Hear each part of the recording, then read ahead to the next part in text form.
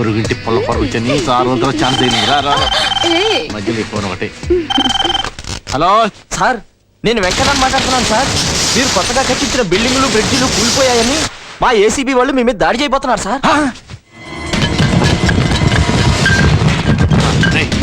త్వరగా తీస్తున్నానయ్యా. త్వరగా అలాగే త్వరగా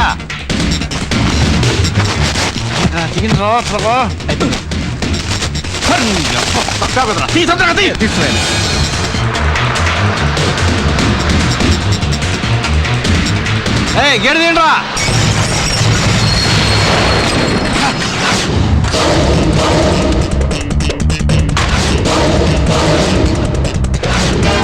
We are from ACB.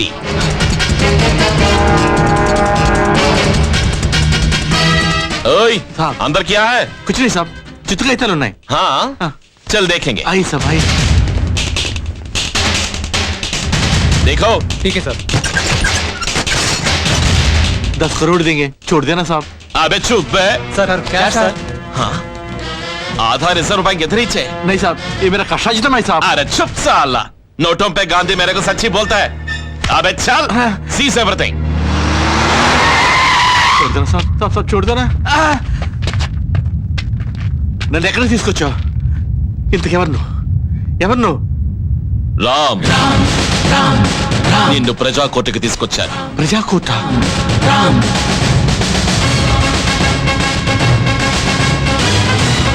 నేను తప్పు చేశాను? నేను తప్పు చేయలేదు. వదిలేయండి ప్లీజ్, నన్ను వదిలేయండి. నిన్ను వదలాల్సింది నేను కాదు, వీళ్ళు వీళ్ళు వీళ్ళు. నాకేం తెలియదమ్మా, నేను అమాయకుండమ్మా. నన్ను వదిలిపెట్టమని చెప్పండమ్మా. నేను తప్పు చేయలేదమ్మా. ఏం తప్పు చేయలేదా? ఖాళీ సిమెంట్ గోతాలు అమ్ముకునే నువ్వు కోట్లు సంపాదించావు. రంకు రాజకీయాలు బడా అధికారులకు పక్కలేసి సగం సిటీ కొనేంత సంపాదించావు. బ్రిడ్జిలు, రోడ్లు, భవనాలు, హాస్పిటల్స్, అన్ని రకాల కాంట్రాక్ట్స్ చేసావు, అడ్డంగా సంపాదించావు. నిన్ను క్షమించాలా? క్షమించాలి. నువ్వు రాముడివి కాదు. కాదు కాదు, నా పాలిటి దేవుడు. నన్ను క్షమించు బాబు, నన్ను క్షమించాలి. నేనేం దేవుణ్ణి కాదు. నీలాంటి వాళ్ళను క్షమించి పాపాత్మల్ని పెంచడానికి అసలైన దేవుణ్ణి ఇదిగో వీళ్ళు. వీళ్ళలో ఒక్కళ్ళు నేను క్షమించమంటే వదిలేస్తాను.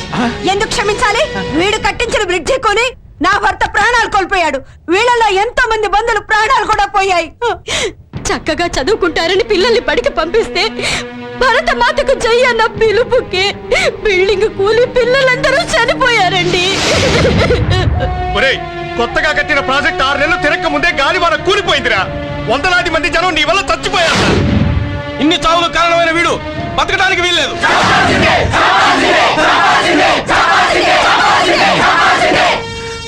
విన్నావుగా ప్రజా కోర్టు ప్రతిధ్వని. నీలాంటి కాంట్రాక్టర్స్ భారతదేశానికి మహమ్మద్ ఘోరీలు. నీకు గోరీ కడితే గాని మన సమాజానికి రక్షణ ఉండదు. ఈ ప్రజా కోర్టులో వీళ్ళ కడుపు మంటలే సెక్షన్లు, కన్నీటి చుక్కలే చట్టాలు. వీళ్ళు ఆవేశంతో ఆవేదనతో అరిచే అరుపులే తీర్పులు. ఒక మనిషిని చంపితేనే మరణ శిక్ష. వేలాది మంది జీవితాలకు సమాధి కట్టిన కాంట్రాక్టర్ నువ్వు. నిన్ను ఒక్కసారిగా ఉరి తీస్తే ఉరితాడే సిగ్గుపడుతుంది. మరోసారి ఏ కాంట్రాక్టర్ ఇంకా తప్పు చేయడానికి భయపడేంత భయంకరంగా ఉండాలి నీ job. Yes, you deserve it.